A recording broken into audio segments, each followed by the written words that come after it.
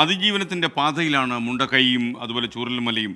ഉള്ളെടുത്തുപോയ മേഖലകളിലെ ആദ്യഘട്ട സംയുക്ത തെരച്ചിൽ ഇന്ന് അവസാനിപ്പിച്ചു. ചാലിയാറിൽ നിന്ന് കഴിഞ്ഞ ദിവസം കണ്ടെത്തിയ ഒരു മൃതദേഹം, അതിൻ്റെ ഭാഗമാണ്. ആ മൃതദേഹത്തിൻ്റെ ഭാഗം ഇന്ന് പുത്തുമലയിൽ സംസ്കരിച്ചു. ദുരന്തഭൂമിയിൽ ബാങ്ക് രേഖകൾ നഷ്ടപ്പെട്ട ആളുകൾക്കായിട്ട് ഇന്ന് അദാലത്തും സംഘടിപ്പിച്ചു. റിപ്പോർട്ട്. കഴിഞ്ഞ 30-ന് പുലർച്ചെയായിരുന്നു നാടിനെ നടുക്കിയ ഉരുൾപൊട്ടൽ. അന്നു തുടങ്ങിയ തിരച്ചിലിന്റെ ഒന്നാം ഘട്ടമാണ് 18-ാം നാൾ പൂർത്തിയായിരിക്കുന്നത്.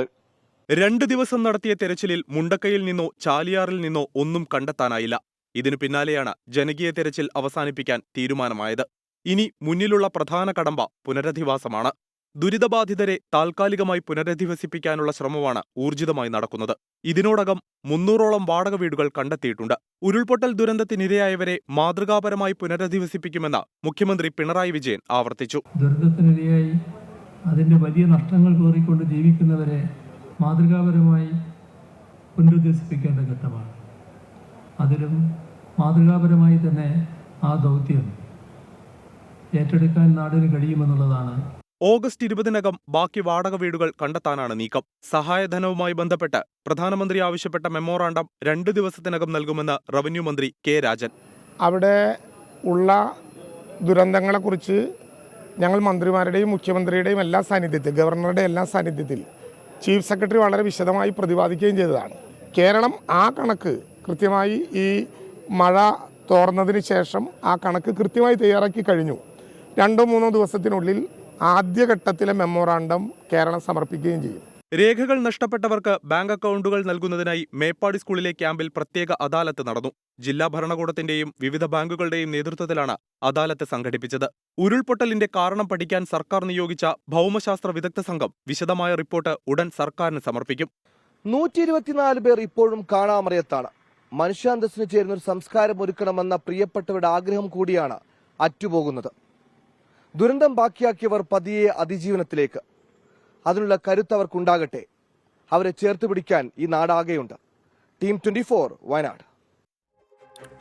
കൂടുതൽ വിവരങ്ങളുമായി കൽപ്പറ്റയിൽ നിന്ന് വിപിൻ സി വിജയൻ കൂടി നമുക്കൊപ്പം ചേരുന്നു. വിപിൻ സി വിജയൻ, ഇന്നത്തെ ഏറ്റവും ലേറ്റസ്റ്റ് ആയുള്ള അപ്ഡേറ്റ്സ് എന്താണ്?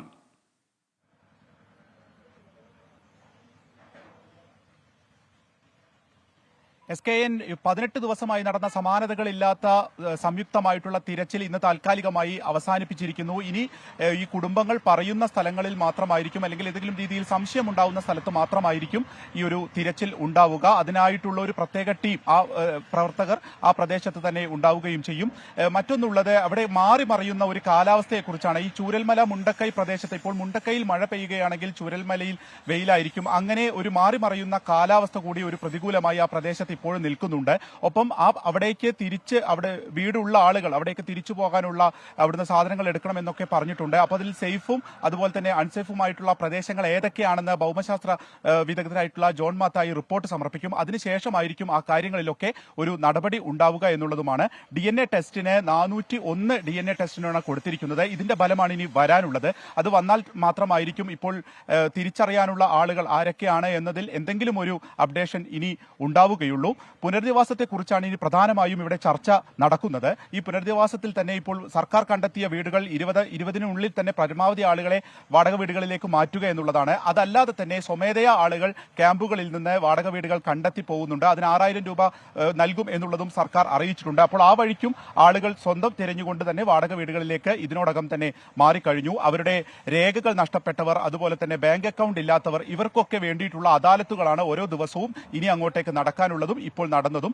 ബാങ്ക് അക്കൗണ്ടിലേക്കാണ് ഈ സർക്കാരിന്റെ പണം വരുന്നത്. അതിൽ ഈ ദുരിതാശ്വാസ നിധിയിൽ അടക്കമുള്ള പണം വരുന്നത് ബാങ്ക് അക്കൗണ്ടിലേക്കാണ്. അപ്പോൾ അത് ഇല്ലാത്ത ആളുകൾക്ക് അത് എടുക്കുന്നതിന് വേണ്ടിയിട്ടുള്ള അദാലത്ത് നടന്നു. പരമാവധി ആളുകൾ അതിൽ പങ്കെടുത്തിട്ടുമുണ്ട്. ഇതിനോടകം തന്നെ സർക്കാരിന്റെ ആദ്യ ഗഡുവായിട്ടുള്ള 10000 രൂപ ഏകദേശം 400 ആളുകൾക്ക് കൊടുത്തു എന്നുള്ളതാണ് സർക്കാർ വൃത്തങ്ങൾ ഇതിനോട് അറിയിച്ചിട്ടുള്ളത്. അപ്പോൾ ബാക്കിയുള്ളവർക്ക് കൂടി അത് കൊടുക്കാനുള്ള നടപടികളിലേക്ക് കടന്നിട്ടുണ്ട്. ഇനി 6 ലക്ഷം രൂപ ഓരോ കുടുംബത്തിനും ലഭിക്കാനുണ്ട്. ഇതും ബാങ്ക് അക്കൗണ്ട് വഴിയായിരിക്കും. രേഖകൾ നഷ്ടപ്പെട്ടവർക്ക് വിദ്യാഭ്യാസ വകുപ്പിൽ വകുപ്പിന്റെ തന്നെ അദാലത്ത് നടക്കുന്നുണ്ട്.